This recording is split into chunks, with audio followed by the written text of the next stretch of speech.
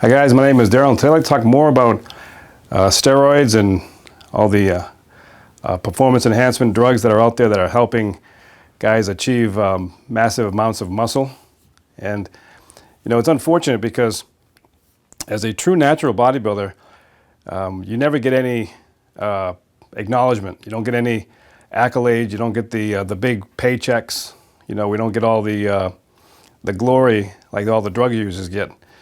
And it's kind of discouraging because, you know, if you look at the bodybuilders of the past, and I have nothing against those guys, you know, a lot of them have inspired me. They have inspired generations to want to lift weights and build their bodies and, you know, to look great and so on. But, you know, even the guys that we looked up to, you know, all my idols, you know, they all took drugs.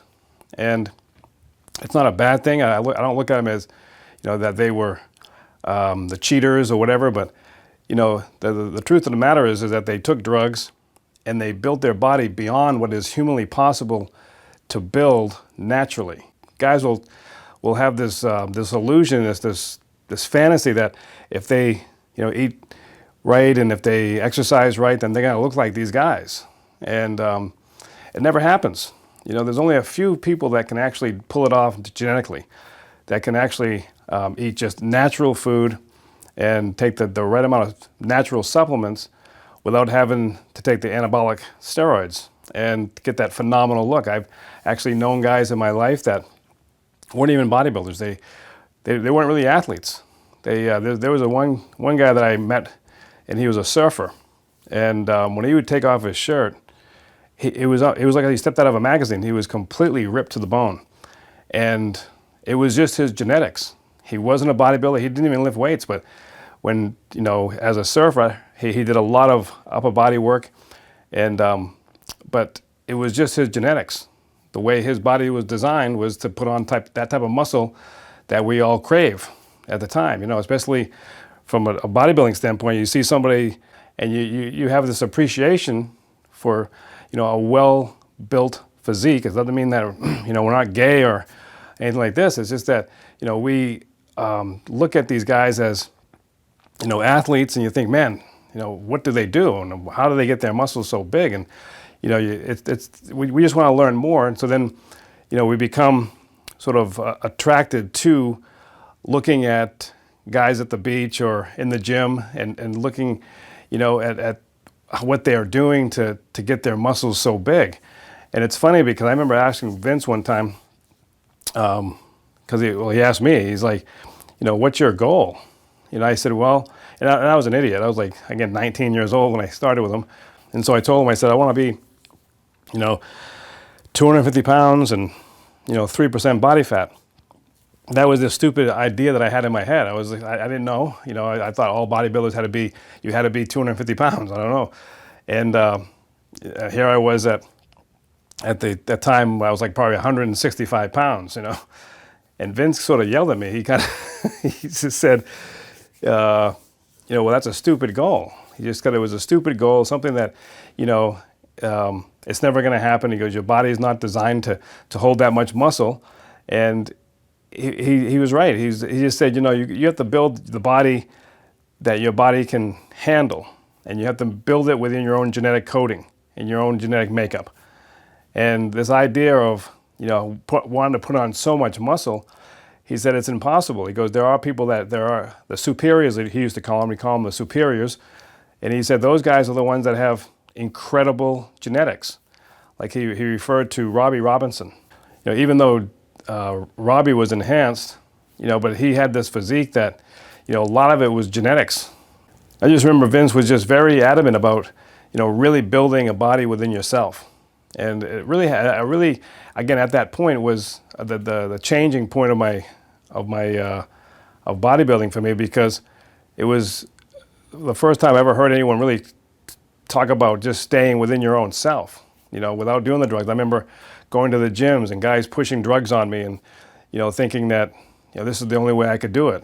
And you know, I never took that stuff. And so then as we kind of progress through all this, you know, it becomes that you want to learn more about the lifestyle of bodybuilding. And so that's what really attracted me to Vince's stuff, was it was the lifestyle. It wasn't about, I had to pack on so much muscle. It became more of, making the physique that I had the best that I could make it within my own genetic makeup. And that's where I've always been.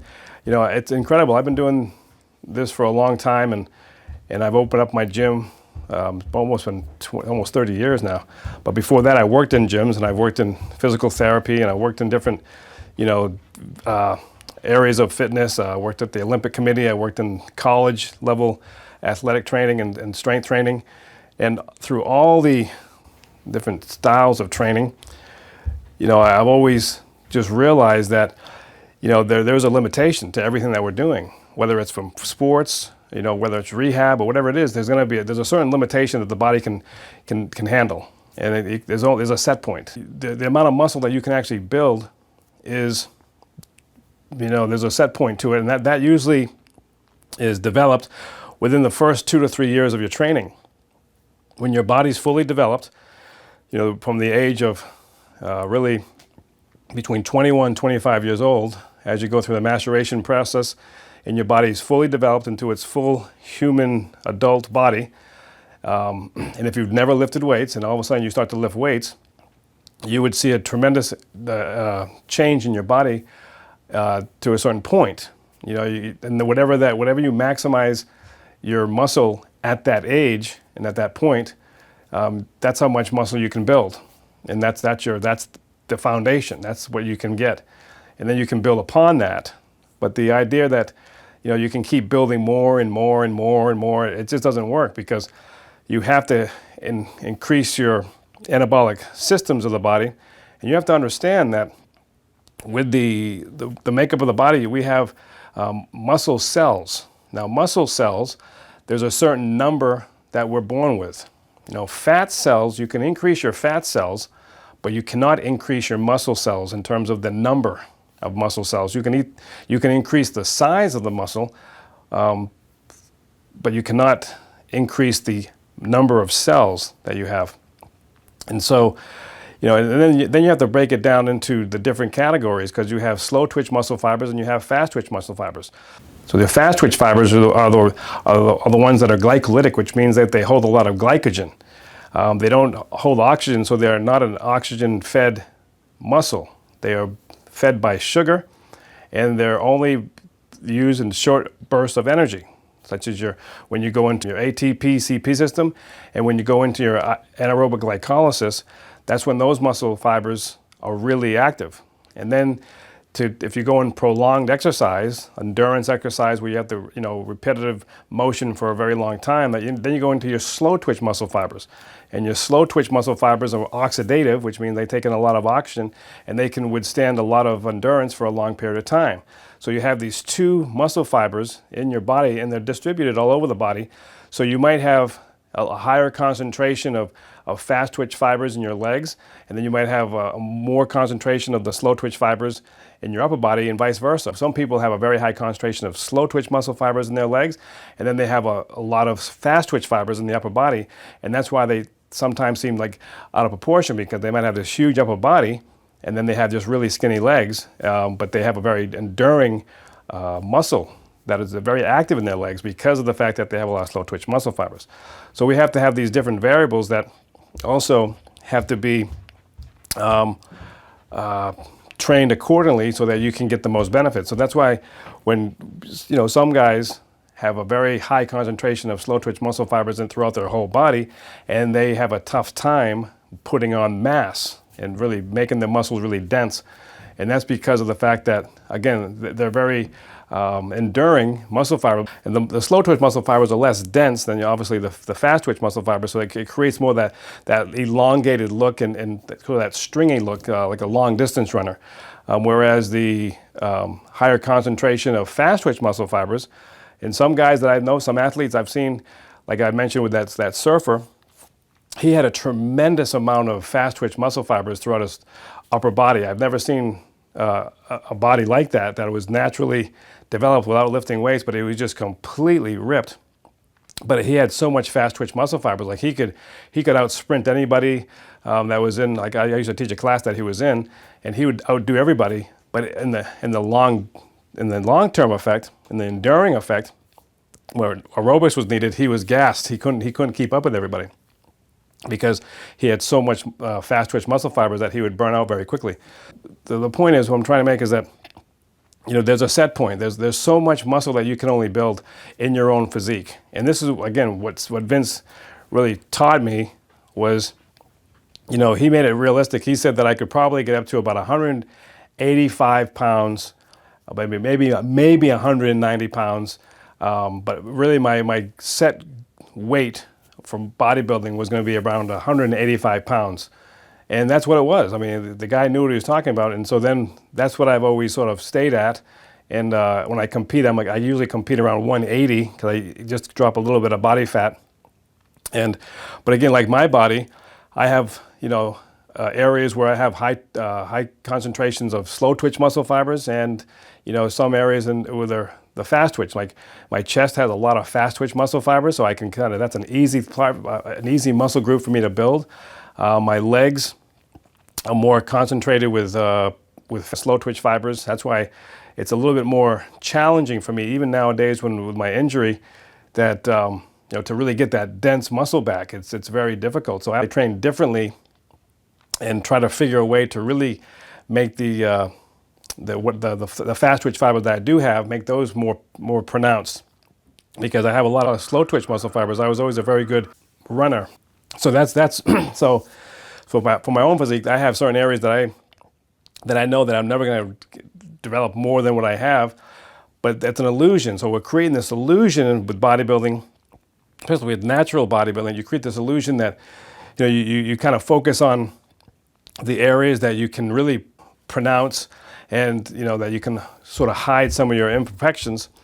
And that's the thing with natural bodybuilding, is that we don't have that ability to really just take something and just blow the whole body up. So then everything kind of is developed. That's the thing with steroid users, that they are all their weak areas even grow. So I mean, everything grows. But the thing is with the drugs is that you have to understand that every time we see these guys in these magazines and on the shows, the Mr. Olympias and all these incredible 250 to 300 pound bodybuilders that are 3 or 4% body fat, they're on drugs. I mean, there's only a very small amount of guys that can get that type of definition, that type of ripped look naturally. There's just I've been around this for so long that you can automatically tell the guys that are on drugs that are taking something, And then it's interesting because there are guys out there that will claim that they're 100% natural, and that they are they just take eat good clean food, and they take their supplements and their amino acids and their protein powders, and that they look like that. And then I got to realizing that there are some people that do have this ability, that are natural, that can develop a tremendous amount of muscle. Their regulatory system does not turn off. And what I mean by the regulatory system is that the regulatory system is, it's for the set point. So your body has this DNA coding that's pumping out every single second of our life. Every time those cells are developed and reproduced, the DNA coding is already attached to them. The DNA code translates how much muscle you're going to have, how much bone you have, how much protein you can synthesize, how much everything in your body is regulated with this DNA coding. So everything is always staying at the set point. So if something is getting too developed, then something is going to change that, and there's going to be something that's going to offset. So the systems of the body are going to say, okay, well, this is getting too out of control because this is not what the DNA is saying. So now we have to counteract this, and so we have to bring this back down. And so if you start building too much muscle naturally, then the body says, well, this is too much, so we have to kind of regulate this. So it's always bringing you back to a homeostatic state. And so that's what's happening, is your body is constantly, you're trying to push it one way, but then it's trying to bring you back to another way. So then there's like a little compromise. So you might get a little bit of a gain in between that. But this idea that, if I'm just going to do bicep curls for 40 years, my biceps should be 30 inches by now. And that's just not how it works, because we have this regulatory system in place where your body is constantly trying to maintain homeostasis. So it's like this ebbs and flows of the physiology. So, that's why, like, when you see some people, they can, when you overeat, you're going to overeat and you're going to store more body fat. So the body is, again, regulating itself to say, okay, we have so much food coming in and carbohydrates. The body says, well, we have no place to put it, so then it just puts it in your fat cells. So it's not necessarily you're building huge muscles, it's just that means that you're building more fat. So the body can withstand a huge amount of body fat. And so that everything gets kind of stored in there. So that's kind of like the reservoir, the reserves that your body has for energy. And that's usually, that's the side effect of when you overeat.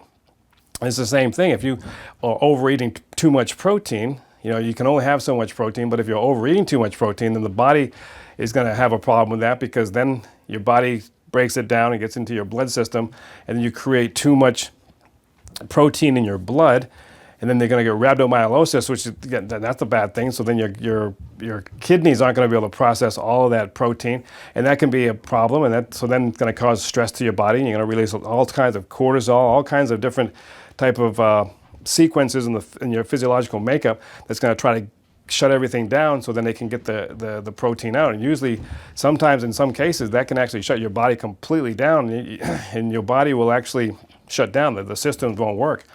And so therefore your body just had, too much of something.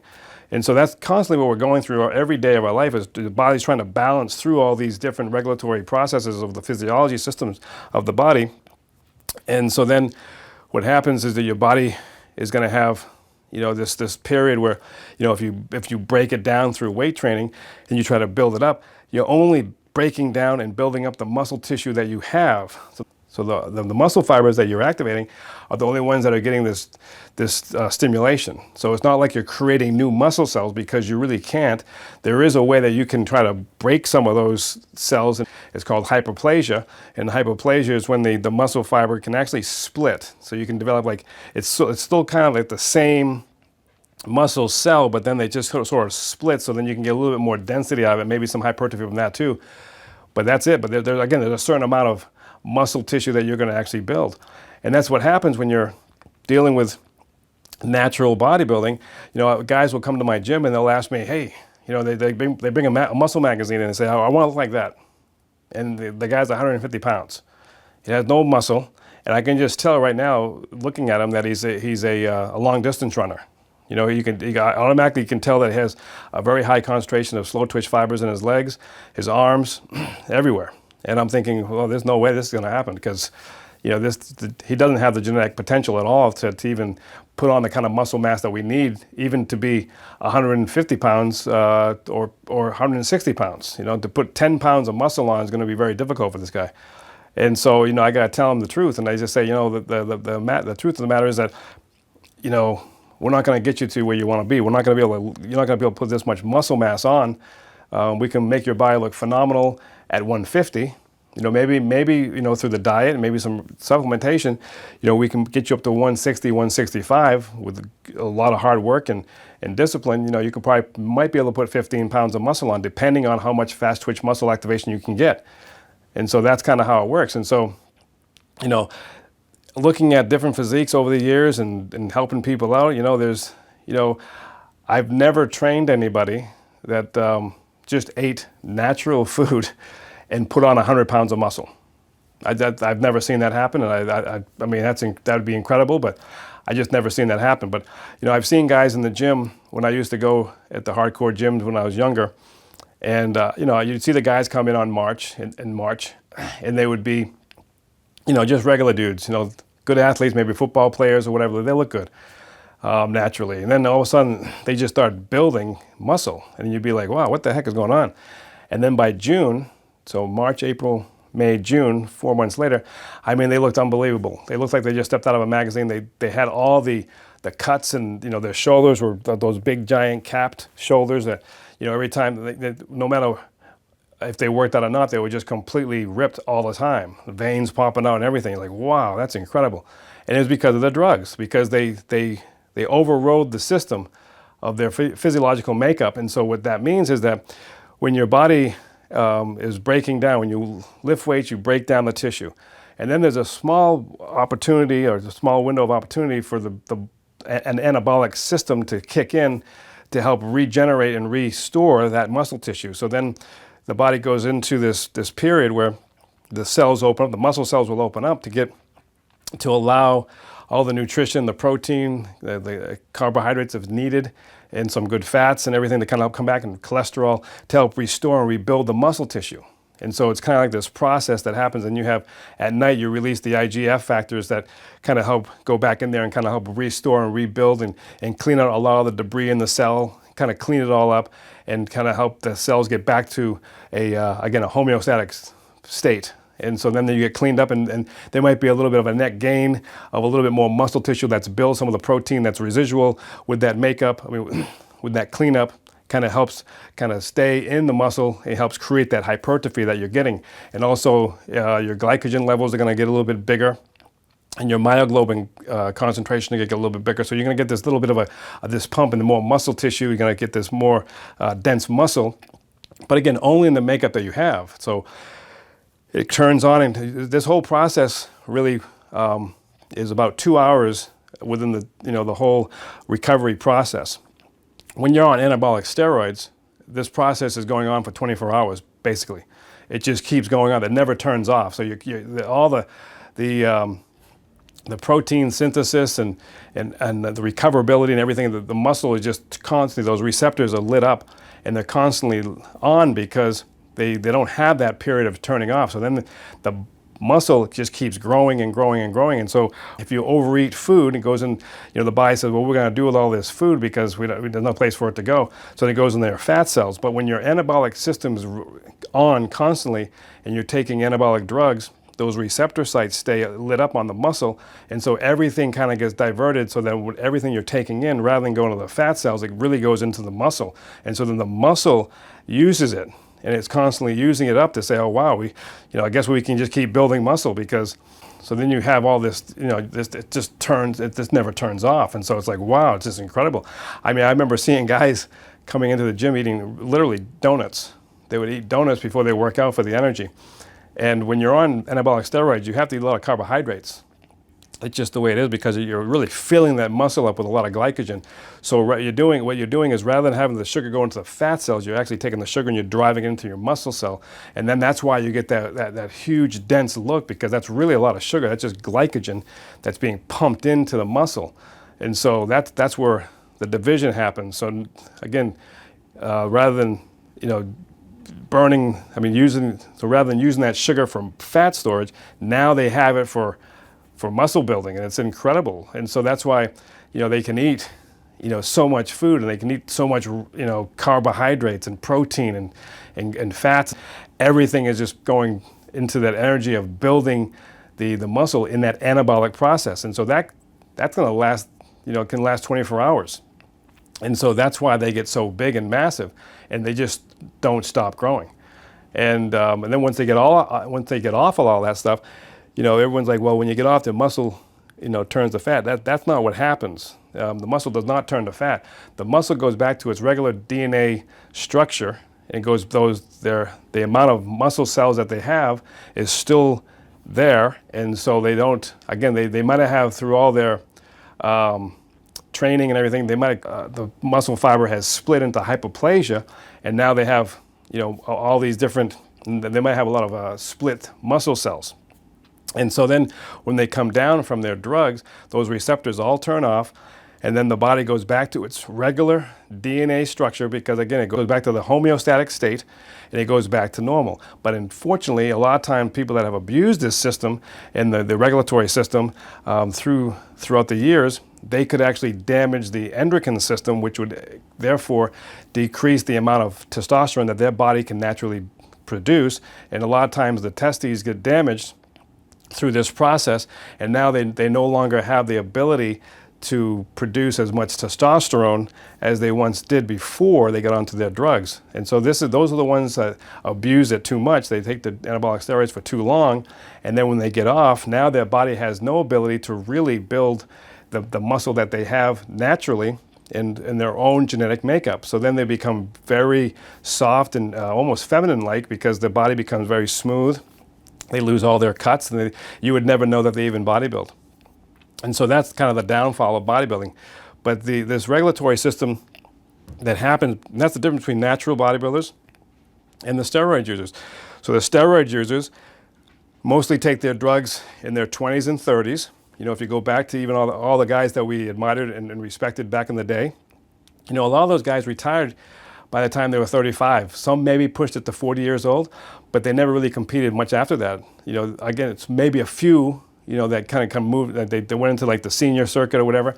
But again, a lot of the big names and all the, you know, they retired early, you know, because the drug use was abusing their body so much that they had to kind of take a step back and say, you know, is it worth it? And so, so then that's what happens. These guys, they win their trophies, they win all the money. I guess there's not a whole lot of money into it, but now there's a little bit more money. But you know, they get all the prestige, they get all the glory, and then you know, they make it sound like it's over. Like, oh man, like, you know, this is like by the time you hit 40 or 50, you're completely done with bodybuilding, and that's so wrong, because it's like, you know, you can bodybuild all the way through. You can have a great physique all the way through your life. Maybe as you get older and your testosterone levels drop a little bit, but again, if you keep up with it naturally, if you never took drugs and you just maintain your own natural state of your body, and you eat clean, you take the right amount of supplements and things like this, you can have a great physique all the way through, all the way up into your 70s. I've seen guys that have trained naturally. They followed Vince's principles, and they still do it today, and they look absolutely unbelievable. You know, they showed me a picture. I get guys writing to me all the time, and you know, thanking me for putting these videos together and kind of keeping Vince's programs and his knowledge and his methods going. And it's great for me, because I love the support. But these guys will show me their physique. They say, I trained with Vince in the 1970s, and this is a picture when I was training with him, and this is my picture now. And I'm like, holy smokes, man, this is incredible, because they really haven't lost much at all. And you know, maybe got a little grayer in the hair, maybe lost some hair, but for the most part, I mean, they look unbelievable. They look exactly like the same thing. And they would always say, yeah, I'm still at the same weight. My waist is still the same and everything. And it's because they stayed on track with Vince's stuff. And that's the whole idea. So, you know, the natural guys don't get enough credit, and enough of the, you know, it's like this doomsday talk when guys will say, yeah, well, you know, when you hit 50, it's over. You know, bodybuilding's over, you're done. And it's like, wow, that's really sad, because, you know, for me, I'm in my 50s, and I still train hard. I haven't lost really much of my strength. I'm basically the same. Actually, I'm stronger now at my age than I was in my 20s.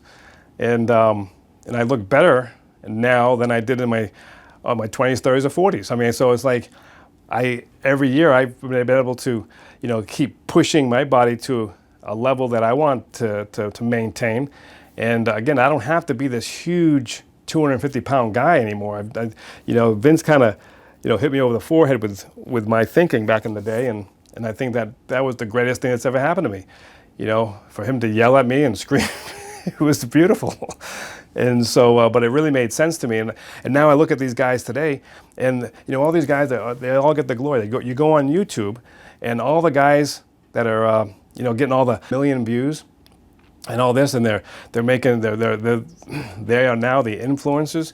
You know, they're all on drugs, but all the kids will go and watch their stuff. You know, they say, oh, if I follow this guy, then I'm going to look like that. And it's unfortunate, because a lot of times what happens is once you start to follow those influencers like that, like there's this one guy called the Liver King. We all know about this guy. You know, he was out there, and I was kind of intrigued by this guy, because when I first saw him, you know, it was like, wow, he's kind of following Vince's methods, you know, like eating glandulars and, you know, organ meat and, you know, liver and desiccated liver and all this stuff. And I was like, wow, this is interesting. And he's like this primal sort of behavior in terms of keeping it natural, what the body needs, and eating these natural foods and everything. But then when I looked at him, I was like, no, there's something not right here, because, you know, you don't put that kind of muscle on, you know, eating like this. You know, you're gonna be very lean, and when you feed the body what it needs. You know, Vince was a huge proponent of glandulars, because he always, the idea of like glands feed like glands. So if you eat liver, it's going to nourish your liver. If you eat kidney, it's going to nourish your kidney, heart, and so on. So he would always prescribe us supplements that, like his glandular supplement was great because it had like it had heart, pancreas, kidney, brain, liver, and everything. The whole cow itself, all the organs, was in this glandular formula, and it was really good stuff. But it wasn't an anabolic substance. It was just something that you had that fed the system, because when you feed the system of the body, everything's going to work synergistically better. And so that's what it wants. So like if all your systems are working optimally, it's going to work with your DNA, it's going to work with your homeostatic processing, your physiological state, so that your body is going to be able to recover and repair, and you're going to be able to build a physique that's going to maintain its body fat as well as increase the muscle that you can potentially increase within your own genetic makeup. And that's the whole idea of eating the glandulars and the amino acids and the protein powders and the eggs and the steak and all this. It wasn't about, creating this body where you're just going to keep growing and growing and growing, and there's a certain limit to that. So this guy, this Liver King guy, then everyone started kind of following him, and then you start to realize, wait, something's not up. And then he admitted he was taking steroids. And so that was kind of like, oh, wow. So we kind of knew that he was, but then, he was telling everybody that he wasn't. So he was kind of lying the whole time. And that's what a lot of these steroid guys do.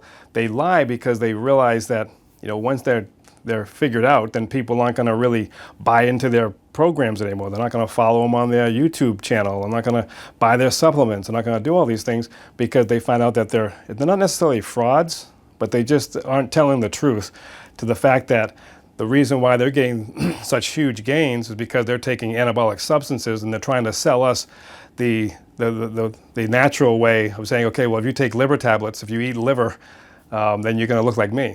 And that's wrong. A lot of the guys back in even my time, back in the 70s and 80s, they were promoting their protein powders. And again, I'd buy that stuff. I'd be like, oh wow, I'm going to look like this. And I remember buying the Weeder products. I remember, spending my week money that I made at dishwashing, the big $100 check, and been spending it all on supplements. And I remember thinking, man, how come I'm not looking like these guys? And I remember I used to take this weight gain powder. It said like, gain 3,000 or whatever, and it had so much. It was probably about 300 grams of carbohydrate per serving, and I had no idea what even a carbohydrate was. But I just knew that it was this shake that I would make every day, and I'd put 4 eggs in it. I'd put peanut butter, and I'd put yogurts and ice cream. I made this huge shake, and I thought maybe I'm going to gain some weight with this stuff, and I couldn't gain a pound. I could not. My metabolism was so fast, but I couldn't gain anything, and I would do that for all through. At the beginning stages when I was like between like 16 to 19 years old, I was trying to put on weight, and I just couldn't do it. No matter how much of the calories I ate or protein or whatever, nothing was changing. And then, as you learn about your body and how it kind of regulates, and the homeostatic process is gonna maintain the way you look, then you realize, well, it's not about eating a bunch of calories. It's about how much it's about how much nutrition your body can absolutely absorb and process at one time. And that's when, when I started training with Vince, he really opened my eyes up to everything in terms of nutrition and training. And so that's really, I'm blessed to have that in my life, because it changed me for the good. And I just remember, when I started training people, back in like 1989, when I first got my first training job, and I started talking more about nutrition and more of the holistic approach to bodybuilding. At first people were like, what are you talking about? And they were kind of turned off, but then they realized that, once we started to change the way they ate and started to train, they started to see a difference in their body. So then I could get their body to a certain point where they actually started seeing results. But, guys would come in and they would be almost 10 pounds lighter than when we started, but they were completely ripped. And then they looked even bigger. They looked bigger than they did when they started with me. And that's how it works. And that's what, Vince would do with his guys too. He would train a lot of his athletes, and you would think, man, these guys are like, when you see them in the books and the magazines, you think they got to be 200, 220 pounds. A lot of the guys were only 175 pounds, and they were completely ripped. And you'd be like, so the idea was, it created this illusion that they were bigger because even though they were smaller. But what it was is that they were more developed. So everything was more symmetrical, and that the muscles were more pronounced. So it created that illusion that they were big, but in fact, they were within their own genetic makeup. And so that's really the whole idea of natural bodybuilding. So the steroid users have ruined, this idea of natural, true bodybuilding. And again, like even these guys, like I don't want to say any names because of these big bodybuilders and the how where they are in their careers, whatever, because, I don't want people, some people might get offended, I guess, but if you know who they are, the guys that are winning and the guys that are on drugs, and they're all, in my opinions, they're good bodybuilders, they're good drug bodybuilders. If you had a category of bodybuilding, you have really good natural bodybuilders, and then you have your good drug bodybuilders. And you can say, okay, this guy was a phenomenal bodybuilder. He knew the types of drugs to take. He knew how to cycle. He knew exactly what his body needed to get that big. And that's great. So I admire that type of a style. But for me, I respect and admire the natural bodybuilders because, that it's a lot more discipline. It's a lot harder to develop your body as a natural bodybuilder than it is the steroid users. The steroid users, that's why they're on the drugs, is because they really don't know how to build their body naturally, so they have to go to that next step, that next level, to create this unbelievable body that's just so big and bulky and a mass that they don't really understand the physiological components necessary to build a natural physique. And so a lot of the guys that maybe start out in the natural bodybuilding, they realize, this is it. They get their little plastic trophy with no money, and they sit there and go, well, shoot, I want to go to that next level. And so that's what they do. They go to that next level.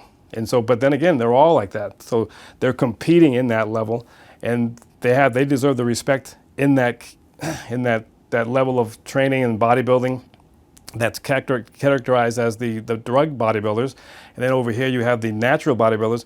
There's no appeal to the natural bodybuilders because there's no special like awe effect.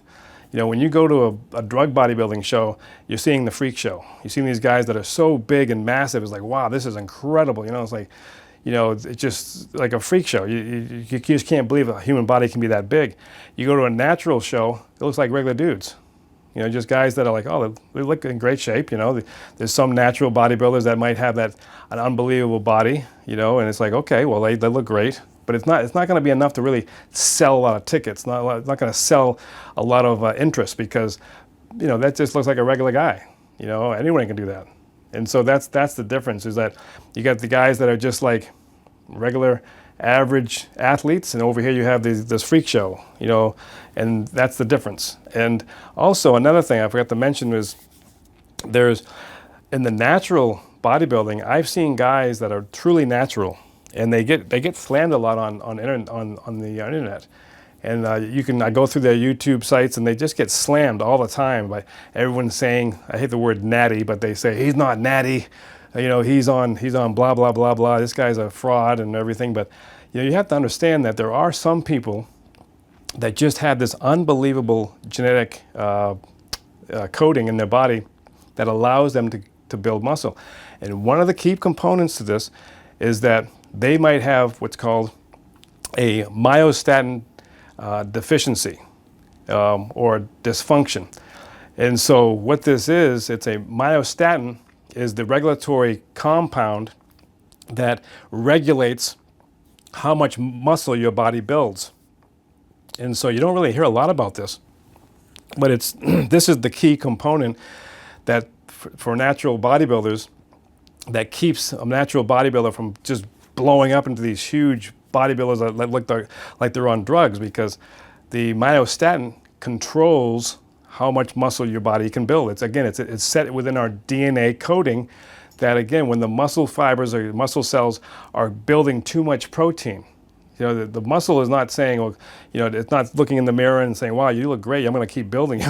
The muscle is trying to, the body's figuring out a way, this is stress to the body. To increase your muscle is a stress to the body. And so what the body does, it counteracts and it says, okay, well, we have to calm this down. So we have to release what's called myostatin. Myostatin comes into the situation and kind of regulates the muscle from getting out of control. And so that's what our body does. And so as we get older, myostatin doesn't really decrease. So your testosterone levels might decrease, but your myostatin doesn't. And so therefore what happens is you have a higher concentration of myostatin, and then you're still kind of pumping away thinking, shoot, you know, how come I'm not building any more muscle? And it's because the myostatin basically has taken the muscle cells that we have and just really have kept the building properties at a minimum. And so that's what happens. And so there are guys out there that have a deficiency in myostatin. And this is what brings me to that surfer guy again, because I think that when I studied this, it all made sense that when I was thinking about like who could have this type of deficiency. And this guy, in my opinion, had a myostatin deficiency where his body just did not have the regulatory system to stop the muscles from growing, and that's why he kept looking more and more ripped as he was going through his training. And so that's the whole idea was, you know, and there are guys like that. I've competed against guys like this where I walk in and I you know, they've done every drug test in the world, and you know, and it just, their body is designed to build and to have that type of muscle mass, and a lot of it is because of a myostatin deficiency. Now, guys, you know, also like the drug users, some of the drug users have figured this out. And so this is why when they are asked if they are taking drugs, they can say no, because they can say that they're taking, you know, supplements or whatever, but they might be taking a myostatin inhibitor. So a myostatin inhibitor would deregulate the ability to control the amount of muscle that they develop. So therefore, those receptors get turned off, and so now their muscle just keeps growing. Okay, so now you're probably wondering, are there safe myostatin inhibitors that you can take to help build more muscle? And yes, there is, but you have to understand that it's not, some of these compounds aren't going to be, again, creating this anabolic effect to the point where you're going to be, you know, 250 pounds. But there is a drug out there. I'm not promoting this, but I'm just saying this is probably what some of these guys are taking, and it's called follostatin. And in follostatin, what that is, it's a drug that turns off the myostatin in your body, which allows your muscle to naturally build this muscle at a level that, you know, there's no more regulatory system to it. So therefore, it's kind of anabolic. So are you taking anabolic steroids? If not necessarily, but you're just taking a myostatin inhibitor. So that could be another avenue that some of these guys are taking that can, if they are drug tested, they can say, well, you know, I'm not taking any anabolics. I'm just taking, you know, something that's going to allow my muscles to keep growing without having it turned off with the myostatin. But, you know, there are guys that could probably be taking follostatin along with the anabolic steroids, and that's going to really cause a explosion of the muscles, and so therefore that's a whole different thing. But there are guys that are taking just follostatin, that a myostatin inhibitor, that's causing their muscle growth. There's also creatine. Now, creatine is a great supplement, which I'll talk about a whole different video later, but creatine is, if in the right amounts, can curb can reduce the myostatin level in the body, therefore allowing the muscles to grow and expand a little bit bigger with the hypertrophy of the fast twitch muscle fibers. So that's through training, but again, there's only a certain amount that you're going to be able to develop from that. So creatine isn't going to, it's not an anabolic steroid or anything, but creatine is a great supplement to help increase the volume of the cells. And so that's what it does by reducing the myostatin to a point where the muscle cells can actually grow a little bit bigger, but not to the point where it's going to stop it completely. So it's not like follostatin, where follostatin completely stops myostatin. So creatine just kind of reduces the uptake. Also in dark chocolate, there's a compound called epicatechin. And there's that compound is it's a myostatin reducer. Again, it's not an inhibitor, but it's a reducer. It helps reduce the amount of myostatin. You're still going to get the effect, the regulatory system of stopping the muscle from growing too big, but you're going to get a little bit of a residual effect from that, from when you drop your levels down a little bit. So dark chocolate, especially if it's above 82%, that's going to be your best bet. It's going to have more of the epicatechin in it, and so therefore you're going to have that little bit of a reduced amount of myostatin. And so there's another one called sulforaphane, and that's going to be like in broccoli, which is crazy. So that's why you always hear people eating chicken and broccoli or broccoli with steak or whatever, because this compound in broccoli is another myostatin reducer. So that's again, it's not that broccoli is anabolic, it just helps reduce the myostatin. So then another compound is leucine and HMB, and so HMB is beta hydroxy beta methylbutyrate. And what that is, it's another reducer. So, you've heard of HMB, a lot of guys are promoting that, as well as leucine. And so that's leucine is an amino acid. And so these are all compounds that you get naturally in supplements, and this is why some guys at some supplement companies, when they are promoting something, they'll be like, we have the secret cure for building muscle. And again, these compounds will work. So if you're eating dark chocolate, and just a little bit, you don't need a ton of it. You could eat dark chocolate. You take 5 grams of creatine, eat your broccoli, and then L-leucine. L-leucine is usually found in meat. Red meat has a lot of that. HMB is going to be found in red meat, but you can also take these in supplement form too.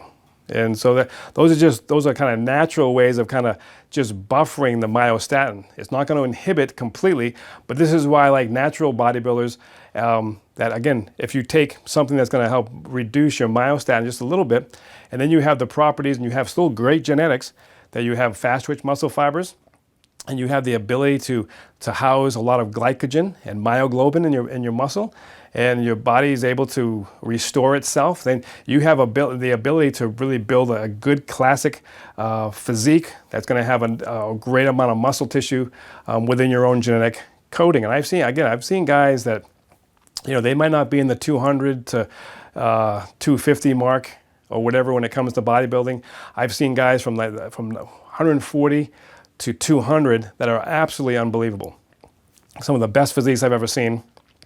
And they did it all naturally. So I've seen a lot of guys that have, taken the natural approach, did all the right things, and their body is it's connected with the ability to build muscle. Not everybody has that. But I've seen guys even there over 200 pounds, that still have the same effect. They might not carry the mass like the drug users would do or whatever, but these guys would, still look phenomenal within their own makeup. And so again, it all comes down to, your genetic coding and how you control it. And do you override it by taking drugs and just keep building as much? Yeah, you can do that. If you want to do that, go take drugs and build as much muscle as you possibly can. But there's so much side effects to that, because through that whole process, as you're building and building and building, the genetic coding is still spewing out the same codes of if you're a 150 pounds or 175 pound person and your body is now 220 pounds, your body's fighting your DNA. And so then that's when everything kind of goes haywire. And then over time, to keep all that, the anabolic properties going in your system, it has to be synthetic, but then it puts weight, it taxes all the natural organs of your body to keep up with it. And then that's when all the disaster happens and all the side effects. The natural bodybuilders, it's the kind of like the opposite. Like if you keep your body nourished and you're eating the right things and you're doing the right training, your body is going to get a smaller net gain of muscle, but overall it's going to last a lot longer, and you're going to be able to maintain it and to be able to have it for a lot longer than the guys that are on the drugs. I've seen guys on drugs and back in the, when I was in my 20s and 30s, and I think I might have mentioned this in my last video, and they look like they're 60 years old, when they're 30. And some of the guys now, I try to look them up on Facebook just to see whether they don't even train anymore. They don't train. They all have like beer guts. A lot of these guys they're done. They're all they all have arthritis. They look terrible. They have total knee replacements by the time they're 50. I mean, it's like unbelievable because of all the hip replacements, because they were lifting so much weight back in the day when they were on their drugs, that now that the skeletal system could never handle all that, and it taken its toll. So, I'm still going strong. I'm still, I have an injury that I'm working through, but I thank goodness that have always been in good shape, because I think it's making the rehab much faster and better for myself, so that, hopefully I can get back at it to some capacity, but I still have maintained the amount of muscle that I've had since I've been training all these years. And so, I'm glad that when I learned at an early age, especially during the ego stage of life, when you really just are all about ego in your 20s, and you just want to be this massive human being. There's one thing that I've always noticed in gyms, that guys are the most insecure species. I mean, I've seen so many guys in gyms that are so insecure, it's incredible. A lot of the guys that are going to the gym, they're all building muscle because of their weak infrastructure of their personality. If you want to find the insecure people, go to the gyms. All these guys are, always having to, flex and walk around, and, they're building this huge fortress around a very small persona.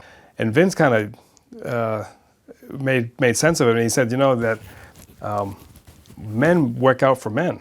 Because women don't care about, bodybuilders, and that, they don't care about powerlifters. Women don't care about necessarily how the guy looks, as more as how they're treated. And he said that it's guys are training for guys. He goes, if you go to a gym, you see all the guys looking at the other guys, even though there's beautiful women all in the gym, but all the guys are just looking at the men, because it's like an alpha thing. They want to compare themselves, and they want to be the big guy on campus, so they want to see the guys that's lifting the heavy weight, and so that the guys are competing against guys in the gym. And then that really made sense to me. I was like, wow, every time I go to the gym, it'd be like, all the guys are trying to outdo each other, and all the women wouldn't even be in the gym. I go to the powerlifting room, there were no women in there. It was just all these guys just lifting, huge amounts of weight, competing against themselves. And all the women would be like in the aerobics room and everybody like this, and all the guys are in the gym, flexing and everything in the mirror, flexing against the guy next to him, and it's like, well, I'm like, what is going on here? This is weird.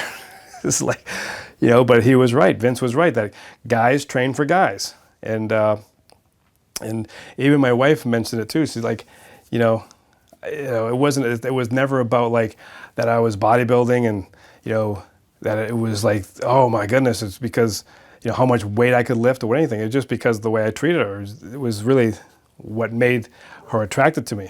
A certain look is also attractive, but it's primarily how the woman's treated. So that was just interesting. So all these guys that are doing all this stuff, I mean, again, women aren't attracted to the big steroid physique. If you go over to the natural guys, this is more of a realistic look, and more women are attracted to this type of a look than the big bellied, big Cro-Magnon type of look. And so I've always wanted to maintain more of my physique in that natural sense than I never wanted to look like these guys over here, where they're just big and bloated. And so there you have it, guys. That is just another one of my rants on steroids, and it's just again, you can choose whatever path you want to take, but you have to realize that there's a certain limitation, how big you can build your body. And so if you build, again, a natural physique, build the best physique that you possibly can naturally, and you're doing everything right with the nutrition, your training, your sleep, your mental attitude, your stress levels and everything like this, that's what the bodybuilding lifestyle is all about. That's what I'm attracted to. That's what Vince taught. That's what I teach. If you want to go into the freak world and build, as much muscle as you possibly can, regardless if you have health problems later on or whatever. And you have to get that trophy, and you really think that, walking down the beach is going to be the greatest thing of your life, and everyone's going to look at you and think that you're the greatest, biggest man and humanly possible, and that you're going to be the greatest thing that's ever walked the face of the earth, then go over here and do that. And you can do your drugs. I mean, you can get that stuff. It's pretty easy. But you have to decide which way you want to go. Are you a drug user or are you a natural bodybuilder?